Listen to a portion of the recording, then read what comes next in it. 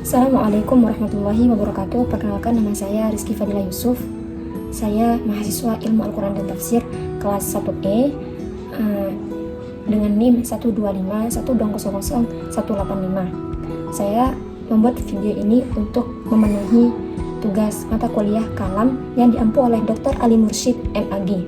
Tugasnya berupa membaca materi-materi yang telah dibahas di pertemuan sebelumnya dengan merujuk kepada buku Teologi Islam karya Bapak Harun, atau bisa juga di Al-Milal atau Al-Madahib. Saya mengambil dari sekte Khawarij dari buku Teologi Islam karya Bapak Harun Nasution. Dan semoga ini video terakhir, karena dari tadi HP saya ada pemberitahuan memori penuh terus, jadi udah kesekian kalinya. Kaum Khawarij. Seperti telah dikemukakan sebelumnya, kaum Khawarij terdiri dari atas pengikut Ali bin Abi Thalib yang meninggalkan barisannya karena tidak setuju dengan Ali bin Abi Thalib dalam menerima arbitrase atau tahkim, yang mana arbitrase ini sebagai jalan untuk menyelesaikan persengketaan tentang khilafah dengan Muawiyah ibn Abi Sufyan. Nama Khawarij berasal dari kata kharaja yang berarti keluar. Nama itu diberikan kepada mereka karena mereka keluar dari barisan Ali. Tetapi ada pula pendapat yang mengatakan bahwa pemberian nama itu didasarkan atas ayat 100 dari surah An-Nisa yang di dalamnya disebutkan keluar dari rumah, lari kepada Allah dan Rasulnya. Dengan demikian mereka berusaha memberi konotasi yang baik atas pemberian nama tersebut. Kaum Khawarij memandang diri mereka sebagai orang yang meninggalkan rumah dari kampung halamannya untuk mengabdikan diri kepada Allah dan Rasulnya. Kaum Khawarij ini adalah aliran teologi Islam pertama yang muncul pada saat masa kepemimpinan Khalifah Ali bin Abi Thalib, yang mana pada saat itu terjadi perang besar-besaran, yaitu bernama Perang Siffin antara Muawiyah dan Ali bin Abi Thalib. Di tengah pertempuran itu, lawan mengajukan tahkim, dan karena Ali menyetujui arbitrase atau tahkim itu tadi, maka ada sekelompok orang dari barisan Ali tersendiri yang tidak setuju dengan keputusan Ali. Selanjutnya mereka itulah yang disebut dengan Khawarij.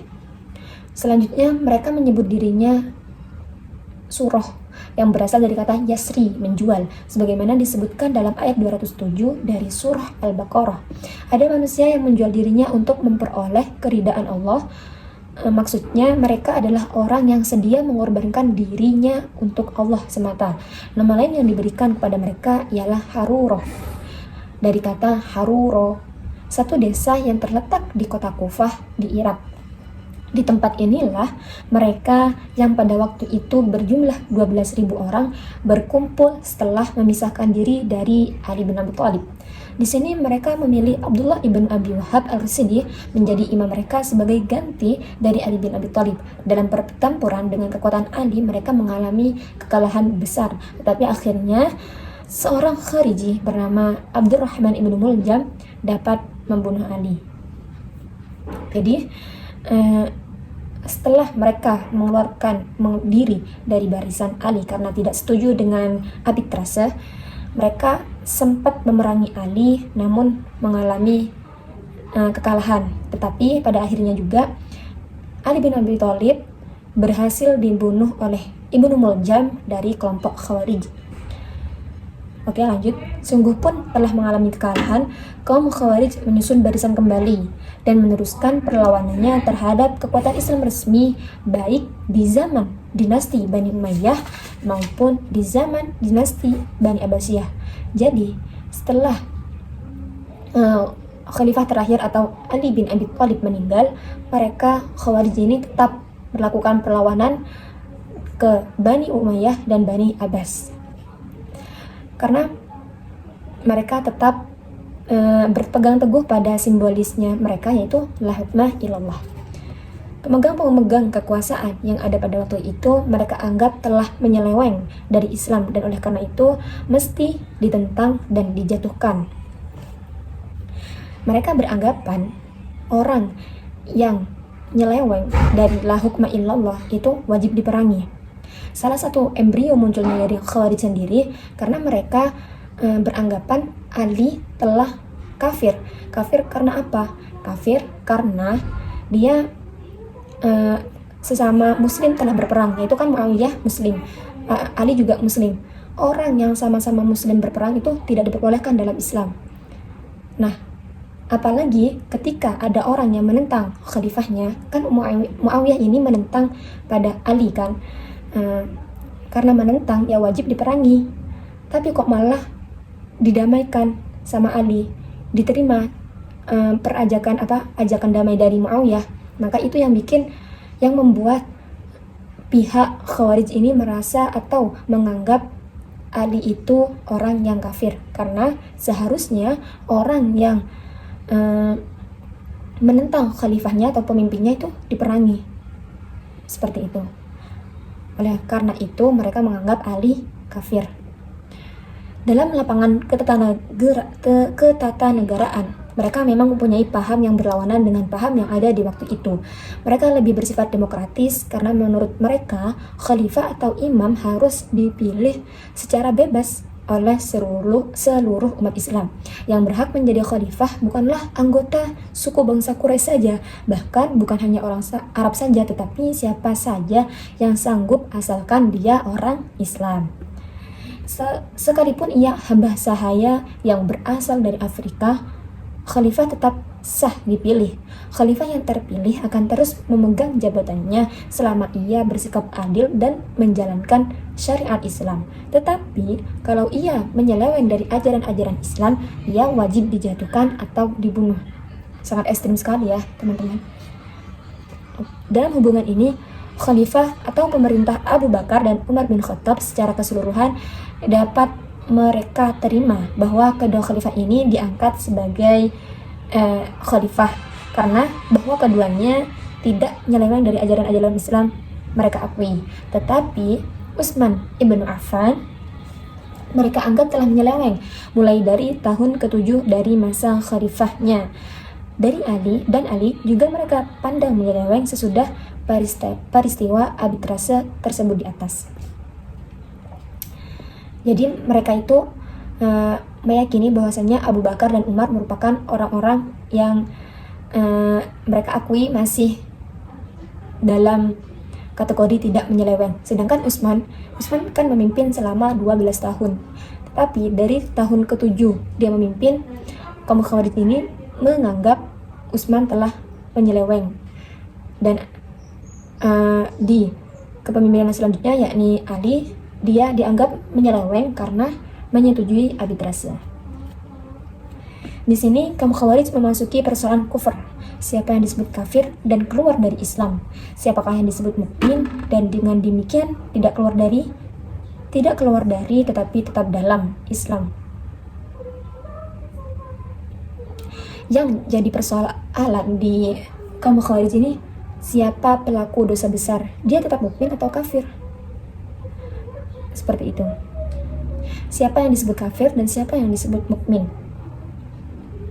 Persoalan serupa ini bukan lagi merupakan persoalan politik, tetapi persoalan teologi. Awalnya memang Khawarij ini yang dikeluhkan adalah politik karena tadi itu Muawiyah dan Ali. Akan tetapi semakin kesini persoalan mereka bukan hanya politik saja, tapi beralih ke persoalan teologi. Pendapat tentang siapa yang benar masih Islam dan siapa yang telah keluar dari Islam dan menjadi kafir, serta soal-soal yang bersangkut paut dengan hal ini tidak selamanya sama, sehingga timbullah berbagai golongan dalam Khawarij. Menurut Al-Syahrastani atau pakar dari teologi, mereka terpecah menjadi 18 subsekte dan menurut Al-Baghdadi 20 subsekte. Al-Asy'ari menyebut subsekte yang jumlahnya lebih besar lagi. Jadi ada banyak pendapat karena mulai dari munculnya persoalan teologi ini, Khawarij sendiri menjadi subsekte. Ada yang mengatakan 18, ada yang mengatakan 20, bahkan Al-Asy'ari itu menyebutkan banyak sekali, lebih dari 20.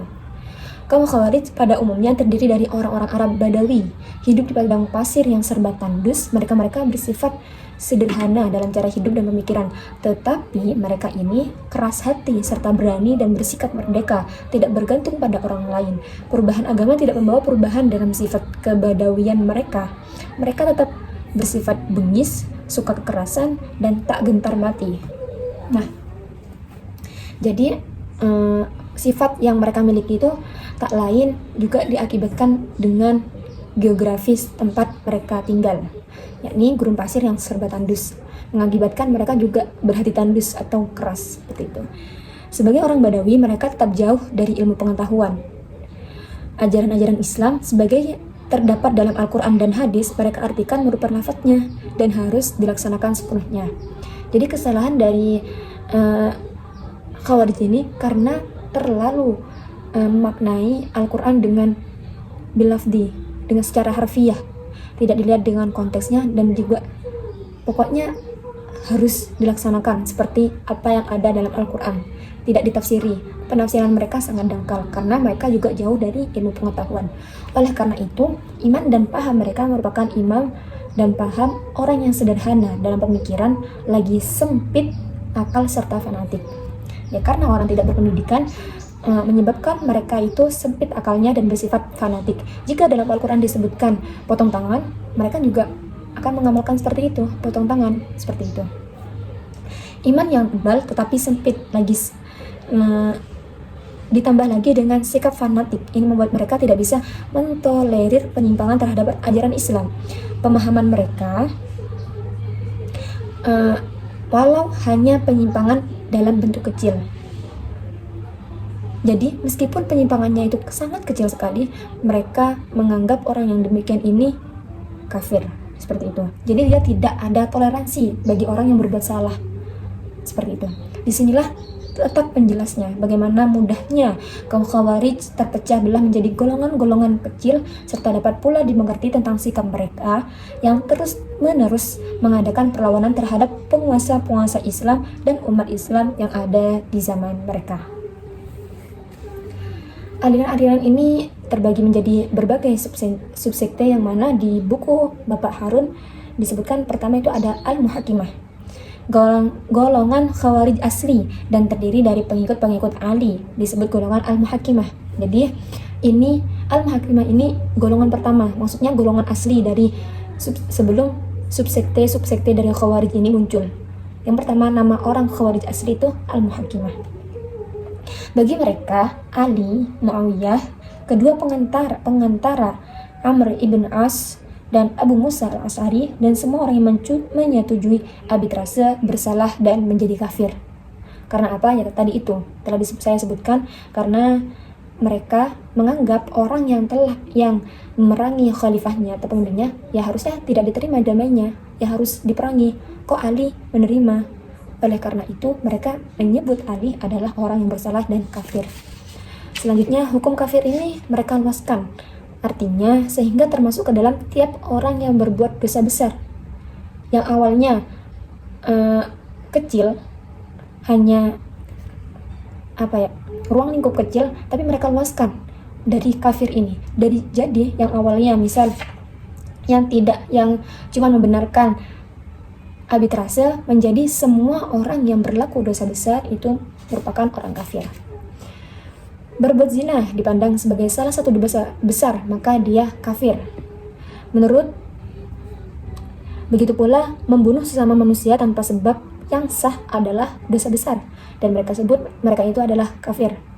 Maka perbuatan membunuh manusia menjadikan si pembunuh keluar dari Islam dan menjadi kafir. Demikianlah seterusnya dengan dosa-dosa besar lainnya. Kemudian setelah Al-Muhakimah ada juga subsekte Al-Azariqah. Al-Azariqah ini adalah golongan yang dapat menyusun barisan baru dan besar lagi kuat sesudah golongan Al-Muhakimah hancur. Jadi Al-Muhakimah hancur, kemudian terbitlah Al-Azariqah. Al-Azariqah ini adalah golongan dari daerah kekuasaan yang terletak di perbatasan Irak dan Iran. Nama ini diambil dari Nafi' ibn al-Azraq, pengikutnya menurut Al-Baghdadi.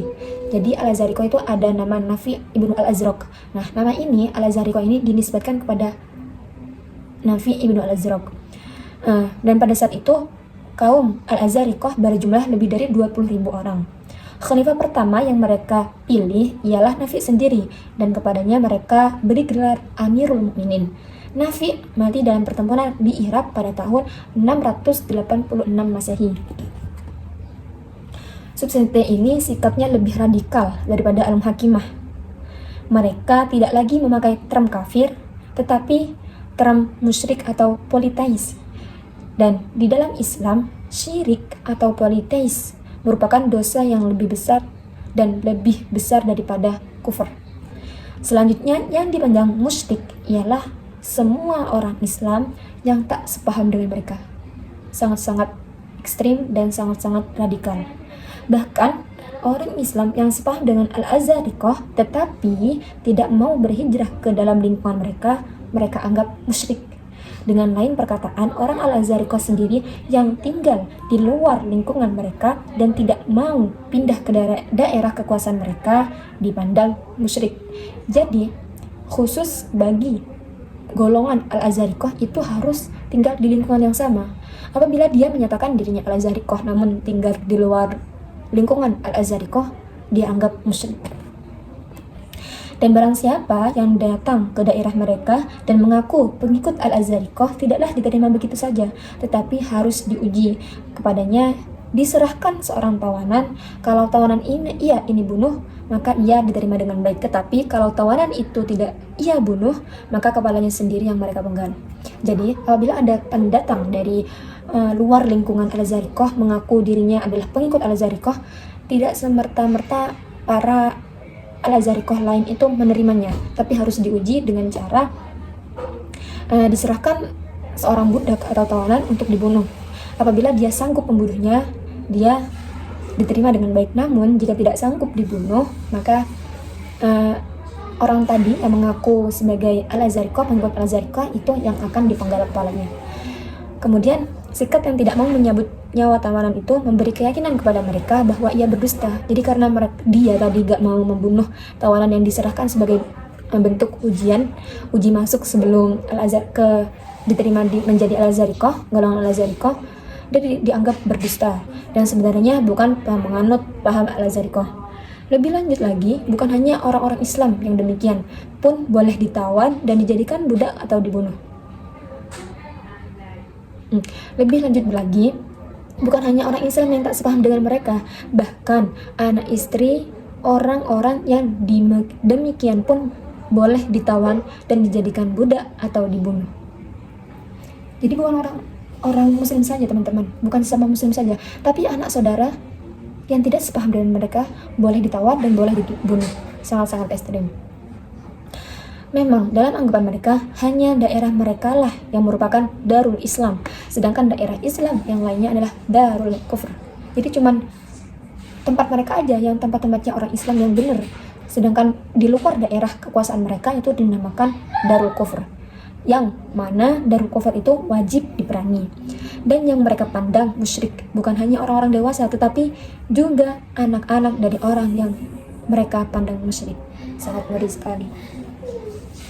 Jadi misalkan si A ini musyrik, dia mempunyai anak. Nah, anaknya dinisbatkan kepada ibunya yang musyrik, dia juga musyrik.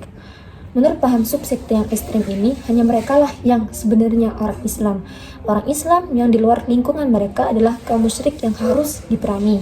Oleh karena itu, kaum Al-Azariqah sebagai disebut Ibnu Hazm selalu mengadakan isti'rad, yaitu bertanya tentang pendapat atau keyakinan seseorang. Siapa saja yang mereka jumpai dan mengaku orang Islam yang tak termasuk dalam golongan Al-Azariqah, mereka bunuh. Jadi dalam proses perkembangan dari Al-Azariqah, mereka selalu bertanggung jawab kepada setiap orang muslim yang mereka temui. Dan apa pemahaman mereka? Jika tidak sepaham dengan Al-Azariqah, maka langsung dibunuh. Kemudian subsekte selanjutnya adalah Al-Najdah. Nah, pendirinya adalah Najdah Ibnu Amir Al-Hanafi dari Yamamah. Dengan pengikut-pengikutnya pada mulanya ingin menggabungkan diri dari golongan Al-Azariqah. Tetapi dalam golongan yang tersebut akhir ini timbul perpecahan. Sebagian dari pengikut-pengikut Nafi Abdul Al-Azraq, di antaranya Abu Fudaik, Rashid Mutawil dan Atiyah Al-Hanafi tidak dapat menyetujui paham bahwa orang Azraqi yang tak mau berhijrah ke dalam lingkungan Al-Azariqah adalah musyrik.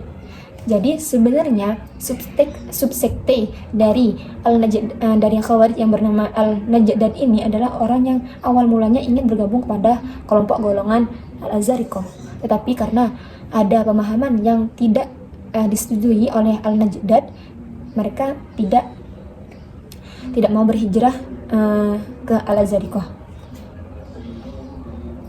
Demikian pula mereka tak setuju dengan pendapat tentang boleh dan halalnya dibunuh anak istri orang-orang Islam yang tak sepaham dengan mereka. Abu Fudaik dengan teman-teman serta pengikutnya memisahkan diri dari Nafi' dan pergi ke Yammah. Di sini mereka dapat menarik Najdah ke pihak mereka dalam pertikaian paham dengan Nafi', sehingga Najdah dan pengikut-pengikutnya membatalkan rencana untuk berhijrah ke daerah kekuasaan Al-Zariqah. Pengikut Abu Fudaik dan pengikut Najdah bersatu dan memilih Najdah sebagai imam baru. Nafi' ibnu Azraq tidak lagi diakui sebagai imam. Nafi' telah mereka pandang kafir, dan demikian pula orang yang masih mengakuinya sebagai imam. Jadi Najdah, Abu Fudaik dan teman-temannya ini memisahkan diri dari Nafi' dan pergi ke Yammah. Awal mulanya Abu Fudaik ini emang tertarik pada Al-Azariqah sehingga ingin berhijrah, tetapi ada beberapa paham yang tidak sepaham dengan mereka. Contohnya ialah membunuh anak istri yang tidak sepaham dengan mereka. Itu tidak disetujui oleh pihak Al-Najdah, sehingga dia tidak jadi pindah atau hijrah ke dalam kekuasaan Al-Azariqah. Kemudian Najdah berlainan dengan kedua golongan di atas, berpendapat bahwa orang berdosa besar yang menjadi kafir dan kekal dalam neraka hanyalah orang Islam yang tak sepaham dengan golongannya. Adapun pengikutnya jika mengerjakan dosa besar, betul akan mendapatkan siksaan, tetapi bukan dalam neraka dan kemudian akan masuk ke surga. Dosa kecil baginya menjadi dosa besar kalau dikerjakan terus-menerus, dan yang mengejarkan sendiri adalah orang musyrik. Seterusnya ia berpendapat bahwa yang diwajibkan bagi tiap-tiap muslim ialah mengetahui Allah dan Rasul-Nya, mengetahui haram membunuh orang Islam, dan percaya pada seluruh apa yang diwahyukan Allah kepada Rasul-Nya. Orang yang tak mengetahui ini tak dapat diampuni. Yang dimaksud dengan orang-orang Islam di sini ialah pengikut Najdah. Dalam hal ini, selain dari tersebut di atas, orang Islam tidak diwajibkan mengetahuinya. Kalau ia mengerjakan sesuatu yang haram dan tidak tahu bahwa hal itu haram, ia dapat dimaafkan. Dalam lapangan politik, Najdah berpendapat bahwa adanya imam perlu hanya jika maslahat menghendaki yang demikian. Manusia pada hakikatnya tidak berhajat pada adanya imam untuk memimpin mereka. Dalam hal ini, mereka sebenarnya dekat dengan ajaran komunisme yang mengatakan bahwa negara akan hilang dengan sendirinya dalam masyarakat komunis. Dalam kalangan Khawarij, golongan ini kelihatannya yang pertama membawa paham taqiyah, yaitu merahasiakan dan tidak menyatakan keyakinan untuk keamanan diri seseorang. Taqiyah menurut pendapat mereka bukan hanya dalam bentuk ucapan saja, tetapi juga dalam bentuk perbuatan. Jadi seseorang boleh mengucapkan kata-kata dan boleh melakukan perbuatan-perbuatan yang mungkin menunjukkan bahwa pada lahirnya ia bukan orang Islam, tapi pada hakikatnya ia tetap menganut agama Islam. Tetapi tidak pula semua pengikut Najdah setuju dengan pendapat dan ajaran-ajaran di atas, terutama paham bahwa dosa besar tidak membuat pengikutnya menjadi kafir, dan bahwa dosa kecil bisa menjadi dosa besar.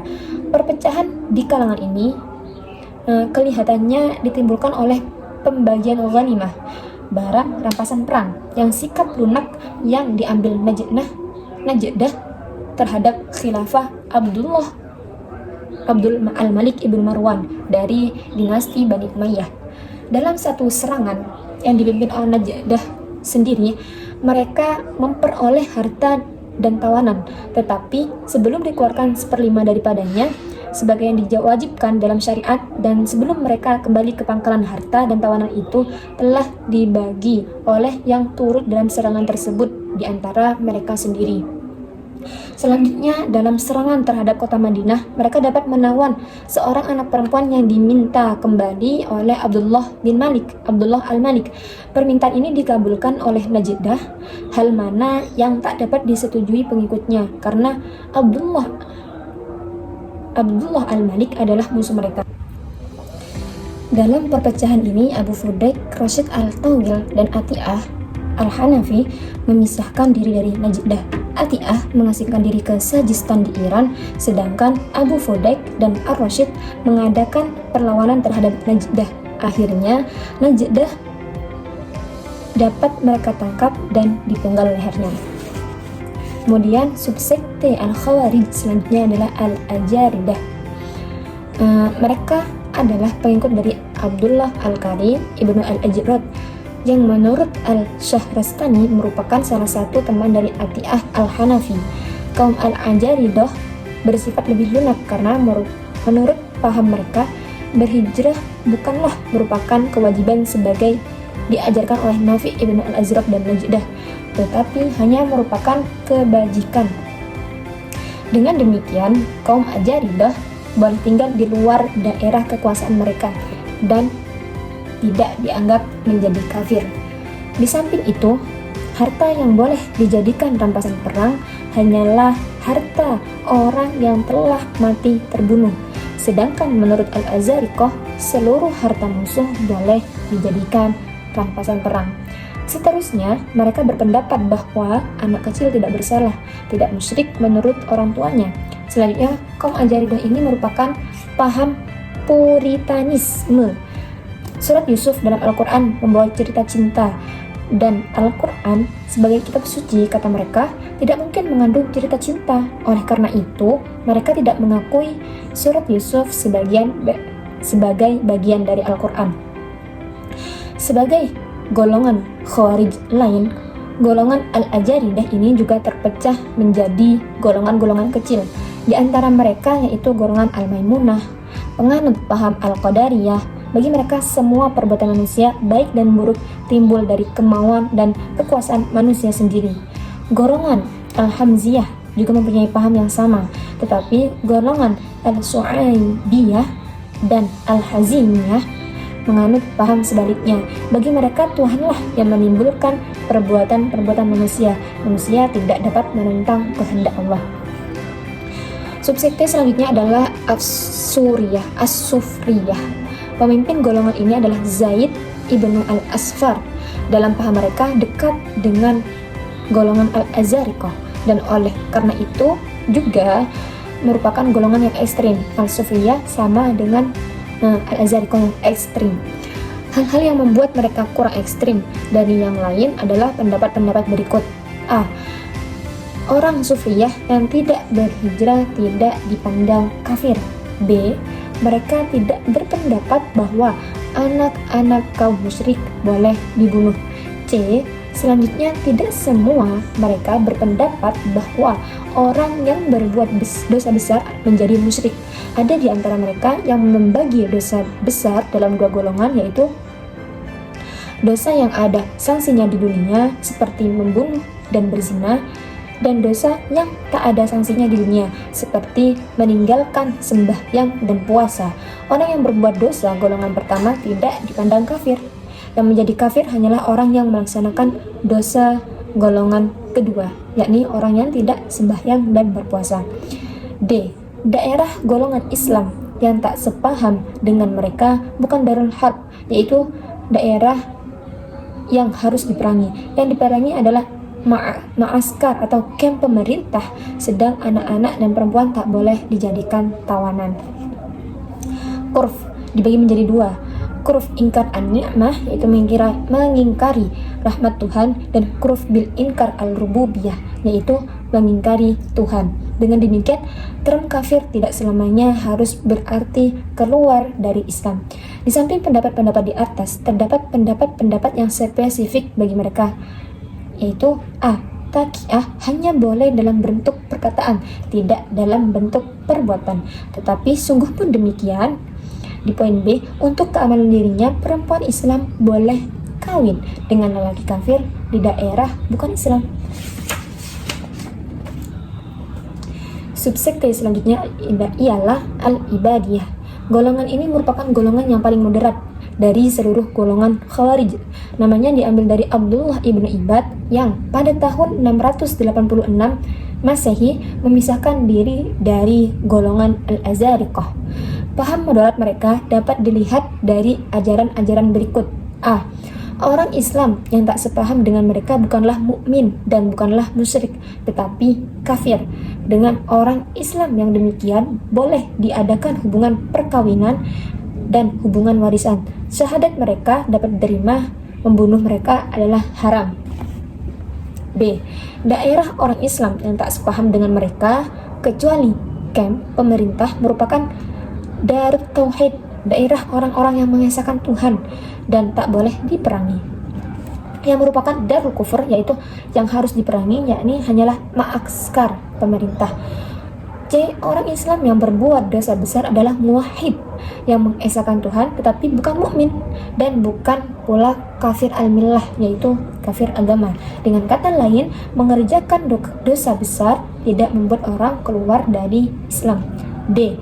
Yang boleh dirampas dalam perang hanyalah kuda dan senjata. Emas dan perak harus dikembalikan kepada orang yang punya.